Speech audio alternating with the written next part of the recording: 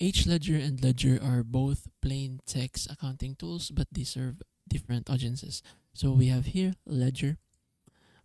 This is the original, extremely powerful and flexible, but it's more technical and less actively maintained today.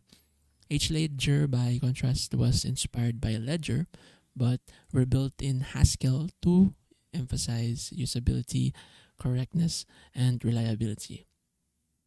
With quarterly updates and a growing community, making it easier for beginners and non techies while still robust enough for experts. In short, Hledger wins for if you want stability, active support, and a smoother learning curve, while Hledger, Ledger, wins if you're an advanced user who values raw flexibility and scripting power. So basically, that's it.